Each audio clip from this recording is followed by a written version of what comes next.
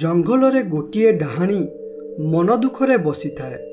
କାରଣ ତା ସ୍ୱାମୀର ମୃତ୍ୟୁ ହୋଇଯାଇଥିଲା। ସେ ଏତେ ଦୁଃଖିତ ଥିଲା ଯେ ବହୁତ ଦିନ ହେବ ଠିକରେ ଖାଇନି କିମ୍ବା ଶୋଇନି। ଏତିକିବେଳେ ହଠାତ୍ ଡାହାଣୀର ଭଉଣୀ ସେଠାରେ ପ୍ରକଟ ହୋଇ କହିଲା, ଅରେ ମୋର ସୁନା ଭଉଣୀ, ଏପରି କେତେ ଦିନ ଆଉ ଏ ଜଙ୍ଗଲଟା ଭିତରେ ଏକଲା ବଞ୍ଚିକି ରହିବୁ? ତୋ ସ୍ୱାମୀକୁ ମରିବା 3 ମାସ ହୋଇଗଲାଣି। ଏତେ ଦିନ ହେବ ତୁ ଏଠାରେ ନ ଖାଇ ନ ପିଇ ବସିଛୁ, ଆଉ ତା ସହ ଠିକରେ ମଧ୍ୟ କାହା ସାଥିରେ କଥା ହେଉନୁ। ଯଦି ତୁ ଏପରି ରହୁ ତାହେଲେ ଅଳ୍ପ ଦିନ ଭିତରେ ତୋର ମଧ୍ୟ ତୋ ସ୍ୱାମୀ ପରି ମୃତ୍ୟୁ ହୋଇଯିବ। ଆରେ ତୋ ସ୍ୱାମୀ ପରି ଆମେ ମଧ୍ୟ ଦିନେ ନା ଦିନେ ନଷ୍ଟ ହେବା। ଆଉ ଏଥିରେ ଦୁଃଖ କଲା ଭଳି କଥା କ'ଣ? ଦେଖ, ତୁ ଏହି ଗୋଟିଏ ଜାଗାରେ ବସିଥିବାରୁ ତୋତେ ଖାଲି ତୋ ସ୍ୱାମୀ କଥା ମନେ ପଡ଼ୁଛି। ତେଣୁ ତୁ ଥରେ ବାହାରେ ବୁଲି ଜଙ୍ଗଲ ଦେଖିବା ସହ ଅନ୍ୟମାନଙ୍କ ସାଥିରେ କଥା ହ। ଦେଖିବୁ ସବୁ କିଛି ଠିକ ହୋଇଯିବ ଏବଂ ମନ ମଧ୍ୟ ଭଲ ଲାଗିବ। ଅରେ ଭଉଣୀ, ମୋର ଏ ଜୀବନ ରଖିକି କିଛି ଲାଭ ନାହିଁ। ମୁଁ ମଧ୍ୟ ମୋ ସ୍ୱାମୀଙ୍କ ପରି ମରିବାକୁ ଚାହୁଁଛି ଏବଂ ତାଙ୍କ ପାଖକୁ ଯିବା ପାଇଁ ଚାହୁଁଛି। ତେଣୁ ମୋତେ ଏପରି ଏଠାରେ ଏକଲା ଛାଡ଼ିଦେ। ମୁଁ ମନ ଖୋଲିକି କାନ୍ଦିବାକୁ ଚାହୁଁଛି। ଏ ଦୁନିଆରେ ମୋର କେହି ବି ନାହାନ୍ତି। ଏପରି ମୁଁ ଏକଲା ବଞ୍ଚିବା ଅପେକ୍ଷା ମରିଯିବାଟା ଭଲ। ତେଣୁ ଭଲ ହେବ ମୋତେ ତୁ ଏକଲା ଛାଡ଼ିଦେ ଓ ଏଠାରୁ ପଳା। ମୋ ମନ ଯେବେ ଭଲ ହେବ ମୁଁ ଏଠାରୁ ଯିବି। ଦେଖ ଭଉଣୀ, ମୁଁ ତତେ କିଛି ବି ବାଧ୍ୟ କରିବାକୁ ଚାହୁଁନି। ମୁଁ ଜାଣିଛି ଏବେ ତୋର ପରିସ୍ଥିତି ଭଲ ନାହିଁ। ତେଣୁ ବେଶୀ କିଛି କହି ତତେ ଅଧିକ ଦୁଃଖିତ କରିବାକୁ ଚାହୁଁନି।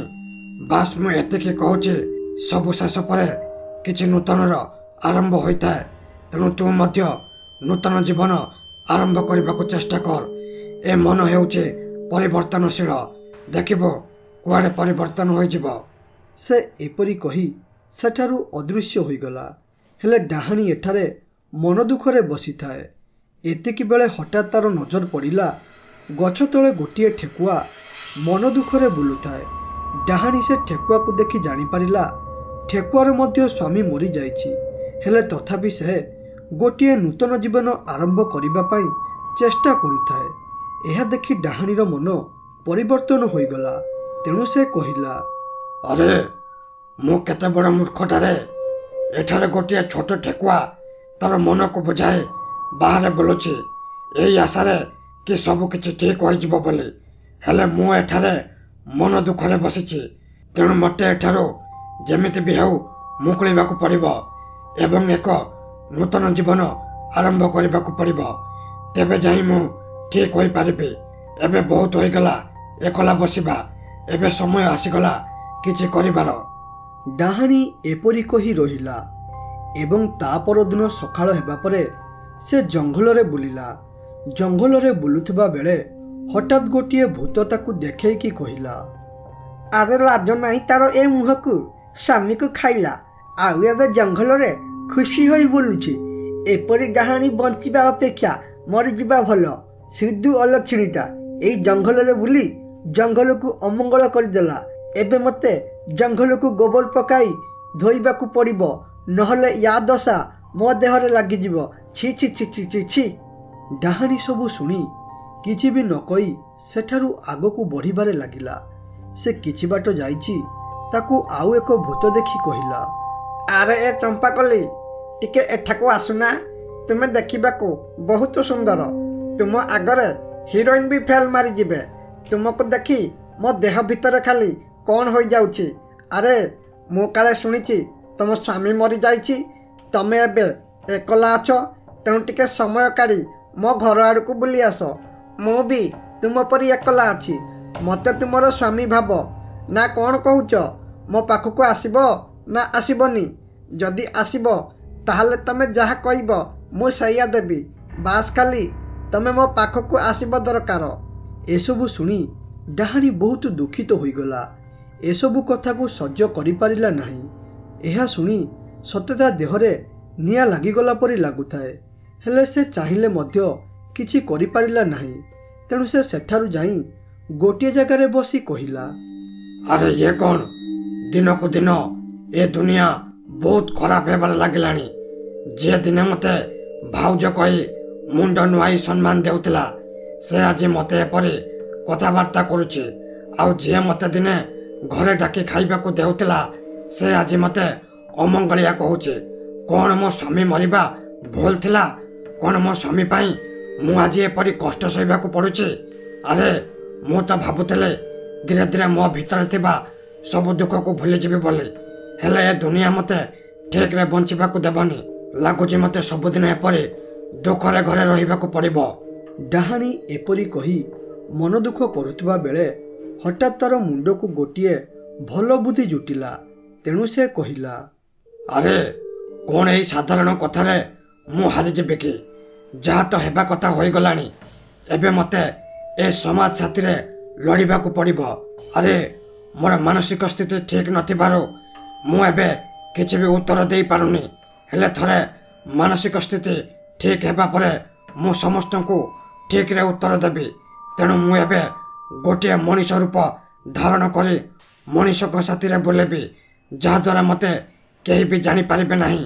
ବୁଲି ବୁଲି ମୋର ମନ ଭଲ ହେବା ପରେ ମୁଁ ମୋର ପ୍ରକୃତ ରୂପକୁ ଆସିବି ଓ ତାପରେ ଏ ଭୂତମାନଙ୍କ ଠାରୁ ପ୍ରତିଶୋଧ ନେବି। ଡାହାଣୀ ଏପରି କହି ନିଜର ରୂପ ପରିବର୍ତ୍ତନ କରି ଗୋଟିଏ ସୁନ୍ଦରୀ ଝିଅର ପରିଣତ ହୋଇଗଲା ଏବଂ ତାପରେ ଗାଁ ଆଡ଼କୁ ଯିବାରେ ଲାଗିଲା। ସେ ଯାଉଥିବା ବେଳେ ରାସ୍ତାରେ 2 ଜଣ ପିଲା ମଦ ପିଉଥିଲେ। ସେମାନେ ଦେଖିଲେ ଏ ଝିଅ ବହୁତ ସୁନ୍ଦର ଦେଖାଯାଉଛି, ତେଣୁ ୟାର ଫାଇଦା ଉଠାଇବା ଦରକାର। ଏପରି ଭାବି ରଘୁ କହିଲା, ଓହୋ ଜାନେମନ, ଏ ରାସ୍ତାରେ ଏକଲା କୁଆଡ଼େ ବୁଲୁଛ ମ? ଯଦି କହିବ ଏବେ ତୁମକୁ ମୋ ବାଇକରେ ବସାଇ ତମ ଘରେ ଛାଡ଼ିଦେବି। ଥରେ ଖାଲି କହିକି ଦେଖ। ଆଚ୍ଛା ଆଚ୍ଛା, ତମେ କାହିଁକି ଆମ ସାଥିରେ ବସିବ? ତମେ ତ ତମ ବୟଫ୍ରେଣ୍ଡ ଗାଡ଼ି ପଛରେ ବସିବ। ଆଚ୍ଛା ଶୁଣ, ତମେ ତମ ବୟଫ୍ରେଣ୍ଡ ଗାଡ଼ି ପଛରେ ବସ, ଏଥିରେ ମୋର କିଛି ବି ଅସୁବିଧା ନାହିଁ। ହେଲେ ଥରେ ଖାଲି ମୋ ପାଖକୁ ଆସ ଓ ମୋ ଗାଡ଼ିରେ ବସିକି ବୁଲିଯାଅ। ଦେଖିବ ମୁଁ ତୁମ ବୟଫ୍ରେଣ୍ଡ ଠାରୁ ବହୁତ ମଜା ଦେବି। ଆରେ ଓ ଜାନେମନ, କ'ଣ କହୁଛ? ମୋ ବାଇକରେ ବସିବ ନା ବସିବନି? ମୁଁ ଏଇ ଉଠିଲି। ଏହା ଶୁଣି ଡାହାଣୀ ଟିକେ ଡରିଗଲା ଓ ସେଠାରୁ ଯାଉଥିବା ବେଳେ ଦେଖିଲା ସେ 2 ଜଣ ମଦୁଆ ତାର ପିଛା କଲେ। ଏହା ଦେଖି ଡାହାଣୀ ଡରରେ ସେଠାରୁ ଦୌଡ଼ିକି ପଳାଇଲା ଓ ଜଙ୍ଗଲର ଗୋଟିଏ ଜାଗାରେ ଲୁଚିକି କହିଲା, ଆରେ ଏ ଭୂତମାନଙ୍କ ଠାରୁ ମଣିଷ ଜାତି ବହୁତ ଖତରନାକ। ଏମାନେ ଝିଅମାନଙ୍କ ସାଥିରେ ଏପରି ବ୍ୟବହାର କରୁଛନ୍ତି କାହିଁକି? ୟାଙ୍କ ଘରେ କ'ଣ ମା ଭଉଣୀ ନାହାନ୍ତି କି? ଏମାନେ ଏପରି ସକାଳେ ରାସ୍ତା କଡ଼ରେ ମଦ ପିଇ ଝିଅଙ୍କୁ ହଇରାଣ କରୁଛନ୍ତି, ଅଥଚ ୟାଙ୍କୁ କହିବା ପାଇଁ କେହି ନାହାନ୍ତି କିମ୍ବା ପୋଲିସ ମଧ୍ୟ ୟାଙ୍କର କିଛି ବି କରୁନି। ଦିନକୁ ଦିନ କ'ଣ ଏ ସମାଜ ଏତେ ତଳକୁ ଖସିଗଲା, ଯାହା ଶିକାର କେବଳ ନାରୀମାନେ ପାଉଛନ୍ତି। କ'ଣ ଗୋଟିଏ ନାରୀ ହୋଇ ଜନ୍ମ ହେବାଟା ଭୁଲ? ନା ଆମର ଜୀବନ ବୋଲି କିଛି ନାହିଁ? ହେ ଭଗବାନ, କିପରି ଏ ଅନ୍ୟାୟ ଅତ୍ୟାଚାର ଦେଖିକି ସହୁଛ? କାହିଁକି ତମେ ଏଭଳି ପାପୀମାନଙ୍କୁ ମାରି ଦେଉନା? ହେଲେ ଏପାଖରେ ଏ 2 ଜଣ ମଦୁଆ ରଘୁ ଓ ଅକ୍ଷୟ ଡାହାଣୀକୁ ଖୋଜି ଖୋଜି ଜଙ୍ଗଲକୁ ପଳାଇ ଆସିଲେ। ଆରେ ସାଙ୍ଗ ଅକ୍ଷୟ, ବିଶ୍ୱାସ କର, ଝିଅଟା ପୁରା ନଙ୍ଗା ହୋଇଛି। ତାକୁ ଦେଖି ମୋ ଦେହ ଭିତରେ ଖାଲି କ'ଣ ହୋଇଯାଉଛି। ସାଙ୍ଗ, ତୁ ମୋତେ ମାସେ ପର୍ଯ୍ୟନ୍ତ ଯେତେ ମଦ ମାଗିବୁ ମୁଁ ତୋତେ ପିଇବାକୁ ଦେବି। ବାସ୍ ଥରେ ଖାଲି ସେ ଝିଅକୁ ମୋତେ ଧରାଇ ଦେ। ମୁଁ ସେ ଝିଅ ସାଥିରେ ଥରେ ଶାରୀରିକ ସମ୍ପର୍କ ରଖିବାକୁ ଚାହୁଁଛି। ଆରେ ସାଙ୍ଗ, ତୋର ଗୋଡ଼ତଳେ ପଡ଼ୁଛି, ବାସ୍ ଥରେ ଖାଲି ସେ ଝିଅକୁ ଖୋଜିଦେ। ହଉ, ଏବେ ଆଉ ବେଶୀ କଥା ନ ହୋଇ ଚାଲ ଶୀଘ୍ର ସେ ଝିଅକୁ ଖୋଜିବା। 2 ଜଣ ଏପରି କଥାବାର୍ତ୍ତା ହୋଇ ଡାହାଣୀକୁ ଖୋଜିବାରେ ଲାଗିଲେ। ଏ 2 ଜଣ ଖୋଜି ଖୋଜି ଶେଷରେ ଡାହାଣୀକୁ ପାଇଗଲେ ଓ ତାପରେ ରଘୁ କହିଲା, ଆଲୋ ଏ ମୋର ଜାନେମନ, ତମେ କ'ଣ ଭାବିଲ ଏପରି ଆମ 2 ଜଣଙ୍କୁ ଧୋକା ଦେଇ ଖସିଯିବ ବୋଲି? ଆରେ ତମେ ତ ତମ ବୟଫ୍ରେଣ୍ଡକୁ ସବୁ ଦେଉଛ, ଥରେ ମୋତେ ଦିଅ। ମୋତେ ତମ ବୟଫ୍ରେଣ୍ଡ ଭାବ। ତମ ବୟଫ୍ରେଣ୍ଡ ଯାହା ବି ଦେଉଛି ମୁଁ ତୁମକୁ ତାଠାରୁ ଅଧିକ ଜିନିଷ ଦେବି। ଆସ, ଥରେ ଖାଲି ମୋ ପାଖକୁ ଆସ। ରଘୁ ଏପରି କହିବା ପରେ 2 ଜଣ ମିଶି ଡାହାଣୀକୁ ବଳାତ୍କାର କରିବାରେ ଲାଗିଲେ। ଡାହାଣୀ ଏ 2 ଜଣ ରାକ୍ଷସମାନଙ୍କ କବଳରୁ ମୁକ୍ତ ହୋଇପାରିଲା ନାହିଁ।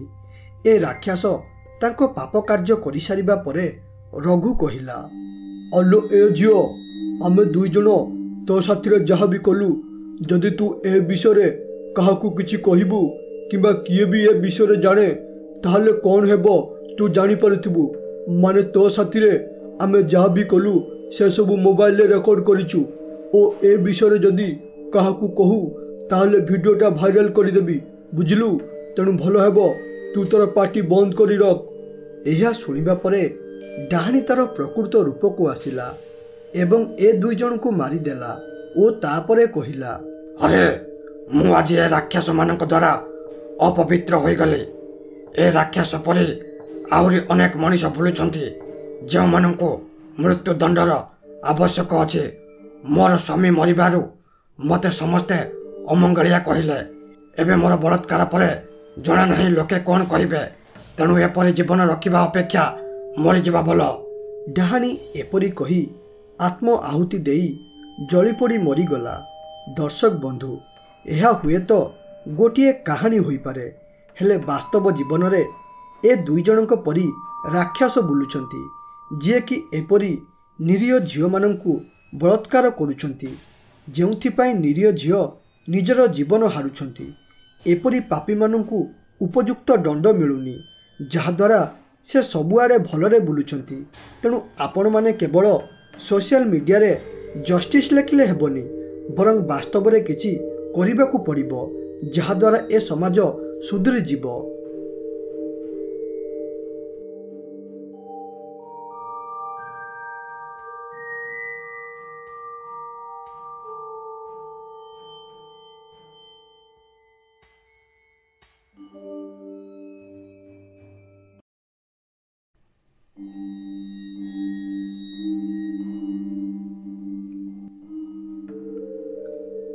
ମାଧବପୁର ଗାଁ ଶେଷ ମୁଣ୍ଡରେ ଗୋଟିଏ ବରଗଛ ଅଛି, ଯାହାର ଚାରିପାଖେ ବାଡ଼ ଘେରା ଯାଇଛି ଓ ଏ ଗଛକୁ କେହି ବି ଛୁଇଁବେ ନାହିଁ କିମ୍ବା ତା ପାଖକୁ ଯିବାକୁ ମଧ୍ୟ ଚେଷ୍ଟା କରିବେ ନାହିଁ।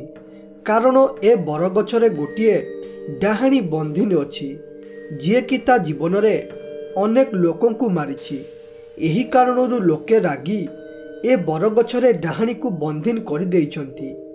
ଧୀରେ ଧୀରେ ସମୟ ଗଡ଼ି ତା ପରଦିନ ସକାଳ ହେଲା। ସକାଳ ହେବା ପରେ ଦୁଇ ଜଣ ଛୁଆ ସ୍କୁଲ ଯିବା ପାଇଁ ବାହାରି ପଡ଼ିଲେ। ଆରେ ସାଙ୍ଗ, କାଲି ରାତିରେ ମାଧବ ଭାଇ ଓ ସଞ୍ଜୟ ଭାଇ କଥା ହେଉଥିଲେ କି କୁଆଡ଼େ ଗାଁ ଶେଷ ମୁଣ୍ଡରେ ମିଠା ଜାମ୍ବୁକୋଳି ହୋଇଛି ବୋଲି।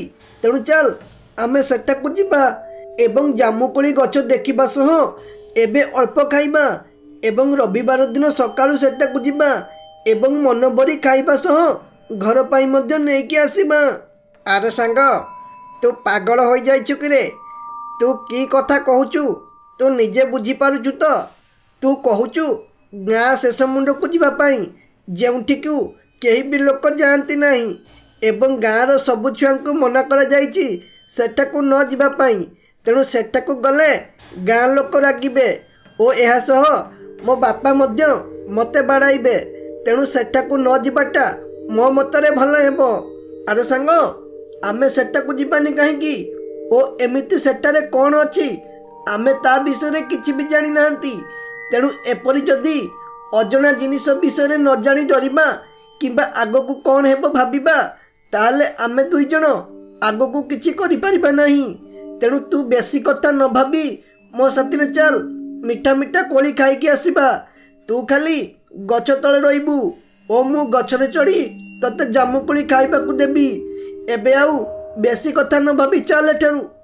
ରାଜୁ ଏପରି କହିବା ପରେ ବିଜୁର ଯିବା ପାଇଁ ଇଚ୍ଛା ନଥିଲେ ମଧ୍ୟ ସେ ବାଧ୍ୟ ହୋଇ ତା ସାଥିରେ ଗାଁ ଶେଷ ମୁଣ୍ଡକୁ ଗଲା ଏବଂ ସେମାନେ ଯାଉଥିବା ବେଳେ ଦେଖିଲେ ଗାଁ ଶେଷ ମୁଣ୍ଡରେ ଗୋଟିଏ ବଡ଼ ବରଗଛ ଥାଏ। ସେ ଗଛଟି ଦେଖିବାକୁ ପୁରା ଅଜୀବ ପ୍ରକାର। ଏ ଦୁଇ ଜଣ ଏପରି ଗଛ ତାଙ୍କ ଜୀବନରେ କେବେ ବି ଦେଖିନଥିଲେ। ଏହା ଦେଖି ସେ ଦୁଇ ଜଣ ରହିଗଲେ ଏବଂ ତାପରେ ବିଜୁ କହିଲା, ଆରେ ସାଙ୍ଗ, ଇଏ କ'ଣ ରେ? ଏତେ ବଡ଼ ଓ ପୁରୁଣା ଗଛ, ମୁଁ ତ କାହିଁ ମୋ ଜୀବନରେ ଏପରି ଗଛ କେବେ ବି ଦେଖିନଥିଲି। ଏପରି ଗଛ ଦେଖି ମୋତେ ବହୁତ ଆଶ୍ଚର୍ଯ୍ୟ ଲାଗୁଛି। ଆଉ ଇଏ କ'ଣ? ଏ ଗଛ ଚାରିପାଖେ ଏପରି ବାଡ଼ ଘେରା ଯାଇଛି କାହିଁକି? କଥା କ'ଣ? ଆରେ ସାଙ୍ଗ, ମୋତେ ବହୁତ ଡର ଲାଗିଲାଣି। ତେଣୁ ଚାଲ ଯେତେ ଶୀଘ୍ର ହେବ ଏଠାରୁ ପଳାଇବା ଏବଂ ସ୍କୁଲ ଯିବା। ମୋତେ ଏ ଜାଗାଟା କିଛି ଠିକ୍ ଲାଗୁନି ରେ। ଆରେ ସାଙ୍ଗ, କାହିଁ ଏମିତି ହେଉଛୁ? ଏପରି ଡରିଲେ କ'ଣ ହେବ?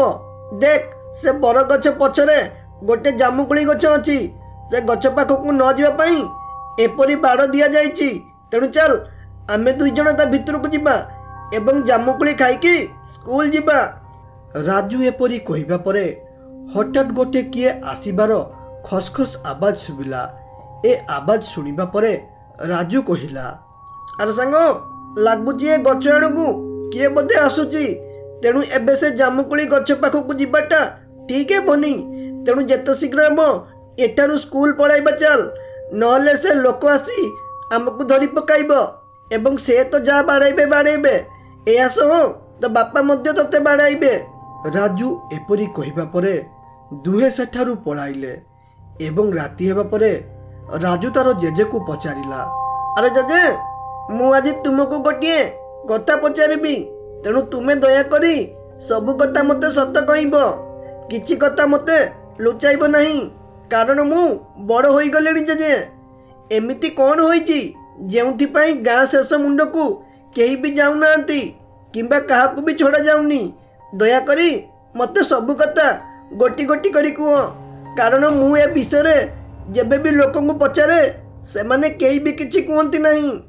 ହଇରେ ମୋର ନାତି ଟୋକା, ଏ ବିଷୟରେ ଆମେ କୌଣସି ଛୁଆଙ୍କୁ କିଛି ବି କହୁନା, କାରଣ ସେ ବରଗଛ କୌଣସି ସାଧାରଣ ବରଗଛ ନୁହଁ। ସେ ବରଗଛରେ ଗୋଟିଏ ଡାହାଣୀ ରହୁଛି, ଯାହାକୁ ଆମ ଗାଁର ଲୋକ ବନ୍ଦିନ କରି ରଖିଛନ୍ତି। ଯଦି ସେଠାକୁ କେହି ଛୁଆ ଯାଆନ୍ତି କିମ୍ବା ସେ ଡାହାଣୀ ମୁକ୍ତ ହୋଇଯାଏ, ତାହେଲେ ସେ ଡାହାଣୀ କାହାକୁ ବି ଛାଡ଼ିବ ନାହିଁ।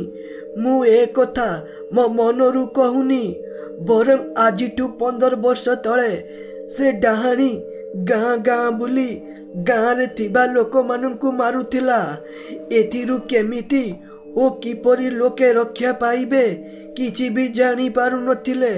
ହେଲେ ଏକଦା ଗାଁ ଲୋକ ଗୋଟିଏ ଗୁଣିଆକୁ ଡାକିଲେ ଏବଂ ଗୁଣିଆଟି ନିଜ ଶକ୍ତି ମାଧ୍ୟମରେ ସେ ବରଗଛରେ ଡାହାଣୀକୁ ବନ୍ଦିନ କରିଦେଇ କହିଲା, ହଇଓ ଗାଁ ବାଲା ଶୁଣ, ମୁଁ ଏ ବରଗଛରେ ଡାହାଣୀକୁ ବନ୍ଦିନ କରିଦେଲି। ଆଜିଠାରୁ ଗାଁ ଲୋକ ବିନା ଚିନ୍ତାରେ ରହିବ। ହେଲେ ଗୋଟିଏ କଥା ମନେ ରଖ, ଏ ବରଗଛ ପାଖକୁ କାହାକୁ ଛାଡ଼ିବନି କିମ୍ବା ଏ ଗଛରେ ଲାଗିଥିବା କଣ୍ଟାକୁ ବାହାର କରିବାକୁ ଚେଷ୍ଟା କରିବନି। ଯଦି ତମେ କେବେ ଏପରି କରିବାକୁ ଚେଷ୍ଟା କର କିମ୍ବା ଭୁଲରେ ହୋଇଯାଏ, ତାହେଲେ ଏହାର ପରିଣାମ ବହୁତ ଖରାପ ହେବ। ମାନେ ଗାଁରେ ମୃତ୍ୟୁର ତାଣ୍ଡବ ଚାଲିବ। ତେଣୁ ଏ ବିଷୟରେ ଗାଁରେ ସମସ୍ତଙ୍କୁ କହିଦିଅ ଯେ କେହି ବି ଏଠାକୁ ଆସିବେ ନାହିଁ। ଆରେ ଏ ଗୁଣିଆ ଭାଇ, ମୁଁ ହେଉଛି ଏ ଗାଁର ମୁଖିଆ, ତେଣୁ ତମେ ଜମା ବି ଚିନ୍ତା କର ନା। ଏ ବିଷୟରେ ମୁଁ ସମସ୍ତଙ୍କୁ ଗୋଟେ ସଭା ବସାଇ କହିଦେବି, ଯାହାଦ୍ୱାରା ଲୋକେ ସତର୍କ ହେବା ସହ ଏଠାକୁ କେହି ବି ଆସିବେ ନାହିଁ।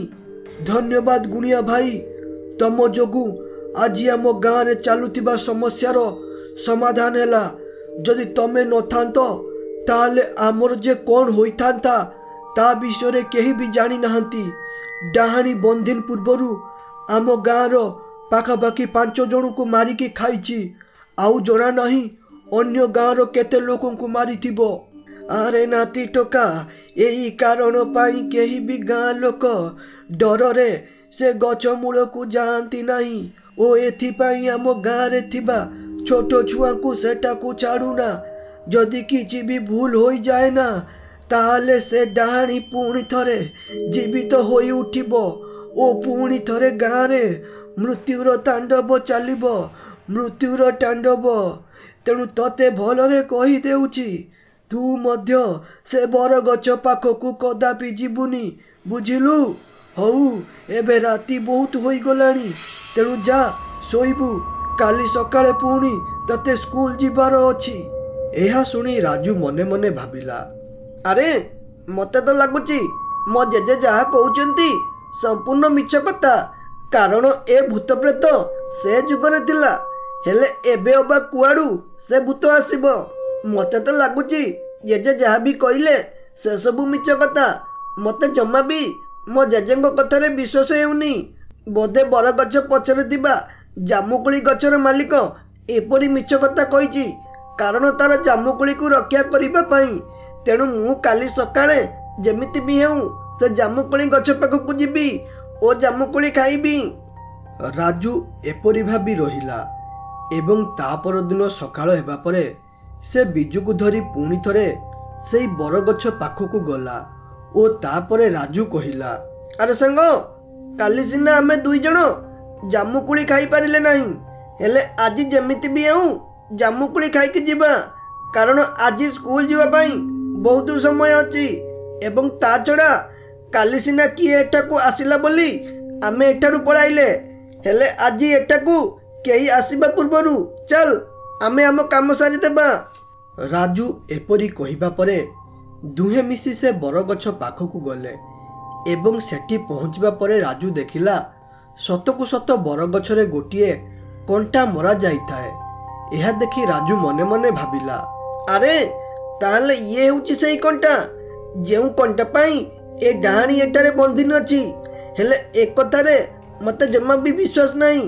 ଯଦି ମୁଁ ଏ କଣ୍ଟାକୁ କାଢ଼ିଦିଏ ତାହେଲେ ଗାଁ ବାଲା ଜାଣିପାରିବେ ଯେ ପ୍ରକୃତରେ ଏଠାରେ ଡାହାଣୀ ନାହିଁ ଏବଂ ସେ ପୂର୍ବରୁ ଯେମିତି ଏଠାକୁ ଆସୁଥିଲେ ଏବେ ମଧ୍ୟ ଏଠାକୁ ସେପରି ଆସିବେ। ରାଜୁ ଏପରି ଭାବି ବରଗଛରୁ କଣ୍ଟା କାଢ଼ିଦେଲା ଓ ତାପରେ ସେ ମନେ ମନେ ବହୁତ ଖୁସି ହେଲା ଏବଂ ଧୀରେ ଧୀରେ ସମୟ ଗଡ଼ି ରାତି ହୋଇଗଲା। ରାତି ହେବା ପରେ ହଠାତ୍ ସେ ବରଗଛରୁ ଗୋଟିଏ ଡାହାଣୀ ବାହାରି କହିଲା, ଆରେ ପାଖାପାଖି 10 ବର୍ଷ ହେବ ଏ ଗଛରେ ମୁଁ ବନ୍ଦିନ ଥିଲି, ଯେଉଁଥିପାଇଁ ମୁଁ ମୋର ଶିକାର କରିପାରୁନଥିଲି। ଏ ମୂର୍ଖ ମଣିଷମାନେ ମୋତେ ବହୁତ ଯନ୍ତ୍ରଣା ଦେଲେ। ମୁଁ ଏଠାରେ ବନ୍ଦିନ ରହି ରହି ନିଜକୁ ବହୁତ କଷ୍ଟ ପହଞ୍ଚାଇଲିଣି, ହେଲେ ଏବେ ଆଉ ସହି ହେବନି। ଏବେ ସମୟ ମୋ ପ୍ରତିଶୋଧର। ମୁଁ ମଣିଷମାନଙ୍କୁ ମାରିକି ଖାଇ ମୋର ପ୍ରତିଶୋଧ ପୂରଣ କରିବି। ଏବେ ମୁଁ ବି ଦେଖିବି କିଏ ମୋ ହାତରୁ ବଞ୍ଚୁଛି। ଡାହାଣୀ ଏପରି କହି ଗାଁ ଆଡ଼କୁ ଯିବାରେ ଲାଗିଲା ଏବଂ ଗାଁରେ ପହଞ୍ଚି ଦେଖିଲା ଅକ୍ଷୟ ଛିଡ଼ା ହୋଇଥାଏ। ଏହା ଦେଖି ସଙ୍ଗେ ସଙ୍ଗେ ଅକ୍ଷୟକୁ ସେଠାରୁ ଉଠେଇକି ନେଇଗଲା ଏବଂ ତା ପରଦିନ ସକାଳ ହେବା ପରେ ଅକ୍ଷୟ ଗାଁରେ ନଥିବା କଥା ପୁରା ସବୁଆଡ଼େ ହୁ ହୁ କରି ମାଡ଼ିଗଲା। ଆରେ ଗାଁ ବାଲା, ଅକ୍ଷୟ ଗଲା ତ ଗଲା କୁଆଡ଼େ? ଆରେ ସେ ତ କାଲି ଗାଁରେ ଥିଲା। ଏହା ଛଡ଼ା ସେ ଗାଁ ଛାଡ଼ି କୁଆଡ଼େ ଯାଏନି। ଏମିତିରେ ବଜାରରେ ଯାଏନି ପରିବା ପତ୍ର ଆଣିବା ପାଇଁ, ହେଲେ ଏବେ ଗଲା ତ ଗଲା କୁଆଡ଼େ? ଘରେ ତାର ସ୍ତ୍ରୀ ସାଥିରେ ଝଗଡ଼ା ମଧ୍ୟ ହୋଇନି କିମ୍ବା କାହା ସାଥିରେ ଝଗଡ଼ା ନାହିଁ, ତାହେଲେ ଗଲା ତ ଗଲା କୁଆଡ଼େ? ଆମେ ସକାଳୁ ଖୋଜି ଖୋଜି ଏବଂ ବନ୍ଧୁବାନ୍ଧବକୁ କଲ୍ କରି ସବୁଆଡ଼େ ବୁଝିଲୁଣି, ଏପର୍ଯ୍ୟନ୍ତ ତାର କିଛି ବି ଖୋଜ ଖବର ନାହିଁ। ତାହେଲେ ସେ କୁଆଡ଼େ ଗଲା?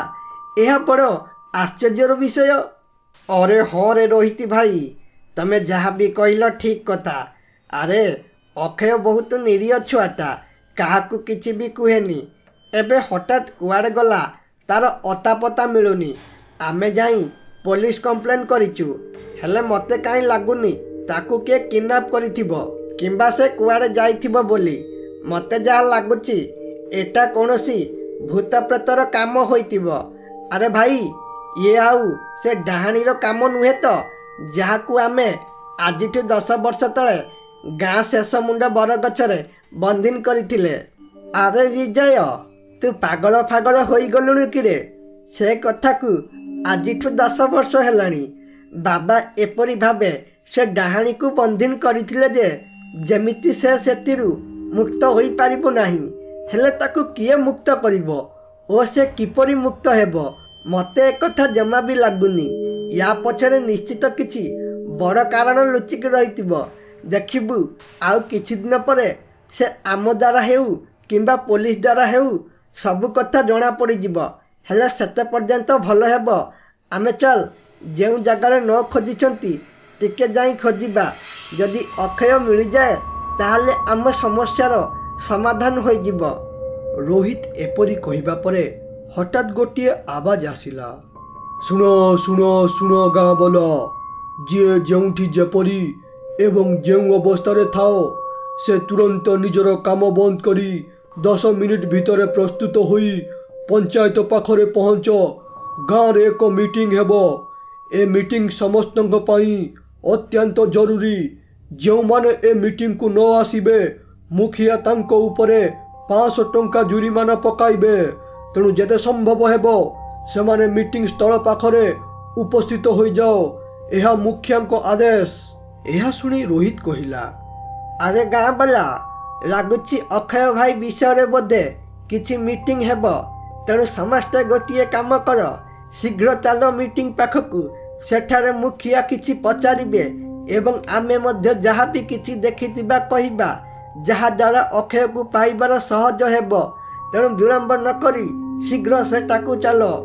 रोहित एपरी कहिबा परे समस्ते मीटिंग पाखरे रुंडित होइगले एवं रुंडित हेबा परे मुखिया रागरे कहिले, अरे गाँ बाला मन देई सुन, आम भितरु किए एक गद्दार ओ मूर्ख अछि जी कि आम गाँ पाई कलंक। सेपरी लोकर बंचिबार कौनसी अधिकार नहीं। आज अक्षय हजिबा पछरे बोधे सेई लोकर हाथ अछि। मु एसबु कहिबार कारण हेउची किए एक जाई बंधीन डाहाणी को मुक्त करि देइची, माने बरगछरु कंटा काढ़ी देइची। एबे से डाहाणी गाँ रे काहाकू भी छाड़बनी। गाँ रे एबे मृत्युर तांडव हेबो। आउ केही भी एथर बंची पारिबे नहीं। एबे भलरे कहि दियो किए से दुष्ट जी कि एपरी मूर्खामी काम करिछि। अरे मुखिया कौन कहूच तुमे? से डाहाणी एबे मुक्त हो जाइछि। एबे आमे सबु करिबा तो कौन करिबा? किपरि निजको सुरक्षा देबा? हे प्रभु किछि गोटे करी ए डाहाणी को मारि दियो प्रभु, ए डाहाणी को मारि दियो। एबे सही पूर्व थर परी गाँ रे मृत्युर तांडव सृष्टि हेबो। अरे गाँ वाला किए से मूर्खरे जी एपरी काम कला, जोंथिपाई आमे आजी एते बड़ असुविधारे पड़ीगलु, ताकू भगवान केबे भी शांति रे रखिबे नहीं। अरे रोहित ए गाँ वाला किछि भी कहिबेनी किए एपरी करिछि ओ काहीकि करिछि। से निज गोड़रे निजे कुराड़ी मारिचंती। तेणु एबे जहा भी किछि अघटन घटिबो सेतिरे आम समस्ते भोगिबा। एथिरु एबे आउ रक्षा नहीं। बास खाली निज भाग्य को निजे कोष एवं यथाशीघ्र मृत्यु को देखिबा पाई प्रस्तुत हो जाओ। से डाहाणी कबलरू एबे केही भी आमको बंचाई पारिबे नहीं। बास खाली गोटे मुखिया हिसाब रे मु एतिकी कहि पारिबी, रातिरे केही भी घरु बाहरिबो नहीं एवं दिन थाउ थाउ समस्ते नित्यक्रम सारिबाकू चेष्टा करिबो। नहले यार परिणाम कौन हेबो ता समस्ते जानिछ ओ निज आखिरे मध्य देखिछ। मुखियाकर एकथारे मीटिंग पूरा शांत पड़ीगला। समस्तଙ୍କ मुखरे खाली मृत्युर भय झलसी उठुथाए एवं समस्तଙ୍କ मनरे बास खाली गोटिए कथा, एपरी से कंटाकू काढ़िला किए, जेउथिपाई गाँ लोक असुविधारे पड़िले। एसबु विषय अजणा राजू घर को फेरिला एवं घरे पहुंची से तार जेजे को पचारिला, अरे जेजे कौन होइछि? एपरी मन दुख ओ डरीगला परी मुह देखा जाउछि। अच्छा बुझिली बोधे अक्षय भाई हजि जाइछन्ति बोली एपरी मन दुख करुछ बोधे। अरे जेजे तमे जमा भी मन दुख कर ना, देखिबो सबु ठीक हो जिवो। अक्षय भाई निश्चित गाँ को फेरिबे। से बोधे किछि काम रे पळाइछन्ति। देखिबो मो मन कहूछि तांकर किछि भी होई नथिबो। अरे नाती काश तो कथा सत होई थांता, ताहले अक्षय गाँ को फेरी आसंता। हेले एक कथा सत नुह, कारण अक्षय को से डाहाणी नहीं जाइछि, जहा द्वारा से आउ केबे भी घर को फेरिबो नहीं। मु एसबु कहिबार कारण हेउछि से गछरु किए एक मूर्ख कंटा काढ़ी देइछि, जहा द्वारा से डाहाणी एबे मुक्त होई बुलुछि। एबे अक्षय परी आम गाँर समस्त लोक गोटे परे गोटे मरिबे। से डाहाणी 10 वर्ष हेबो से बर गछरे बंधीन होई रहिथिला, जहा द्वारा से प्रतिशोध परायण होई बुलुछि। ଏସବୁ ଶୁଣି ରାଜୁ ମଧ୍ୟ ଟିକେ ଡରିଗଲା ଓ ନିଜକୁ ନିଜେ ଧିକ୍କାର କରି ମନେ ମନେ ଭାବିଲା, ଆରେ ଇଏ ମୁଁ କ'ଣ କଲି ରେ? ସେ ଡାହାଣୀକୁ ମୁଁ ଆଜାଦ କରିଦେଲି। ମୁଁ ମୋର ଜିଦ୍ ଓ ଅବିଶ୍ୱାସ ପାଇଁ ସେ ଡାହାଣୀକୁ ମୁକ୍ତ କଲି, ଯାହାକି ଆମ ଗାଁ ପାଇଁ ଏବେ ଏଟା ମୃତ୍ୟୁ ସାଜିଲା ଓ ଅକ୍ଷୟ ଭାଇର ମଧ୍ୟ ଜୀବନ ଗଲା। ହେଲେ ସେ ଯାହା ହେବା କଥା ହେଉ, ଅକ୍ଷୟ ଭାଇ ମରିଲା ମାନେ ଆମ ଗାଁରେ ଆଉ କାହାକୁ ବି ମରିବାକୁ ଦେବିନି। ମୁଁ ସେ ଡାହାଣୀକୁ ମୁକ୍ତ କରିଛି ମାନେ ମୁଁ ହିଁ ସେ ଡାହାଣୀକୁ ଆମ ଗାଁରୁ ବିଦା କରିବି। ରାଜୁ ଏପରି ମନେ ମନେ ଭାବି ରହିଲା ଏବଂ ରାତି ହେବା ପରେ ରାଜୁ ଲୁଚି ଲୁଚି ସେ ବରଗଛ ପାଖକୁ ଗଲା ଏବଂ ସେଠାରେ ପହଞ୍ଚିବା ପରେ ସେ ଡାହାଣୀକୁ ଡାକିଲା, ଆରେ ଏ ଡାହାଣୀ, କୋଉଠୁ ଅଛୁ? ଶୀଘ୍ର ଆସ, ମୋର ତୋ ସାଥିରେ ଗୋଟେ କାମ ଅଛି, ତେଣୁ ମତେ ଦେଖା ଦେ। ମୁଁ ତୋ ଆଗରେ ଗୁହାରି କରୁଛି, ଦେଖା ଦେ ମତେ, କୋଉଠି ଅଛୁ ଦେଖା ଦେ। ରାଜୁ ଏପରି କହିବା ପରେ ଡାହାଣୀ ସେଠାରେ ପ୍ରକଟ ହେଲା। ଆରେ ଏ ଛୁଆ, ମତେ ଡରି ଗାଁ ବାଲା ସବୁ ଘରେ ଲୁଚି ରହୁଛନ୍ତି, ଅଥଚ ତୁ ମତେ ନ ଡରି ଏଠାକୁ ଆସିଛୁ କିରେ? ତତେ କ'ଣ ତୋର ଜୀବନ ପ୍ରତି ଲୋଭ ନାହିଁ ନା ମତେ ଦେଖି ଡରୁନୁ? ଆରେ ଏ ଛୁଆ, ଯଦି ତୁ ଭୁଲରେ ଏଠାକୁ ପଳାଇ ଆସିଛୁ ତାହେଲେ ଏଠାରୁ ପଳା, ମୁଁ ତୋର କିଛି ବି କରିବି ନାହିଁ। ହେଲେ ଯାଇ ଗାଁ ଲୋକଙ୍କୁ କହିଦେବୁ ମୁଁ ମୋର ପ୍ରତିଶୋଧ ନେବାକୁ ପଳାଇ ଆସିଛି। ଏହା ଶୁଣି ରାଜୁ କହିଲା, ଆରେ ଏ ଡାହାଣୀ, ମୁଁ ତତେ ଡରେନି। ଯଦି ମୁଁ ତତେ ଡରିଥାନ୍ତି ତାହେଲେ ଏଠାକୁ କଦାପି ଆସିନଥାନ୍ତି। ତତେ ନ ଡରିବାର କାରଣ ହେଉଛି ମୁଁ ଜାଣିଛି, ଏବେ ବି ତୋ ଦେହରେ ମଣିଷ ପଣିଆ ବାକି ଅଛି। ତୁ ମରି ଯାଇଥାଉ ପାରୁ ସତ, ହେଲେ ତୁ ବି ଦିନେ ଜଣେ ମା ଥିଲୁ ଓ ତୋ ଛୁଆର ପ୍ରତିଶୋଧ ନେବା ପାଇଁ ତୁ ଏ ଗାଁ ଲୋକଙ୍କୁ ଆକ୍ରମଣ କରି ମାରିଲୁ, ଯାହାଦ୍ୱାରା ତତେ ଗାଁ ଲୋକ ଏ ଗଛରେ ବନ୍ଦିନ କଲେ। ଆରେ ଏ ଡାହାଣୀ, ଥରେ ତୁ ଭାବିକି ଦେଖ, ଯେଉଁ ଗାଁ ବାଲା ତତେ ଦେଖିକି ଡରୁଛନ୍ତି ଏବଂ ଡରରେ ଘରେ ଲୁଚୁଛନ୍ତି, ସେ କାହିଁକି ତୋର ପୁଅକୁ ମାରିବେ? ସେ ତୋର ପୁଅକୁ ମାରି ନାହାନ୍ତି, ବରଂ ଗୋଟିଏ ଗୁଣିଆ ତୋ ପୁଅକୁ ମାରିଥିଲା। ହେଲେ ତୁ ଭୁଲ ବୁଝିଲୁ ଯେ ତୋର ପୁଅକୁ ଆମ ଗାଁ ବାଲା ମାରିଛନ୍ତି ବୋଲି, ଯାହାଦ୍ୱାରା ତୁ ପ୍ରତିଶୋଧ ପରାୟଣ ହୋଇ ନିରୀହ ଲୋକଙ୍କୁ ମାରିଲୁ। ଯାହା ବି ସତ କଥା ଥିଲା ମୁଁ ତୋ ପାଖରେ କହିଥିଲି। ଏବେ ଯାହା କରିବା କଥା ତୁ କରିବୁ। ଯଦି ମୋ କଥାରେ ବିଶ୍ୱାସ ଥିବ ତାହେଲେ ଏଠାରୁ ତୁ ପଳାଇବୁ, ନହେଲେ ମତେ ମାରିବା ସହ ଆମ ଗାଁ ଲୋକଙ୍କୁ ମାରିବୁ, କାରଣ ତତେ ମୁଁ ହିଁ ଏ ଗଛରୁ ମୁକ୍ତି କରିଥିଲି। ଛୁଆଠାରୁ ଏସବୁ କଥା ଶୁଣି ଡାହାଣୀ ଜାଣିପାରିଲା ଯେ ପ୍ରକୃତରେ ଏ ଗାଁ ଲୋକ ନିରୀହ ବୋଲି। ତେଣୁ ସେ ରାଜୁ ଘର ଗାଁରୁ ଉଠାଇଥିବା ଅକ୍ଷୟକୁ ଛାଡ଼ିଦେଇ ସେଠାରୁ ଅଦୃଶ୍ୟ ହୋଇଗଲା।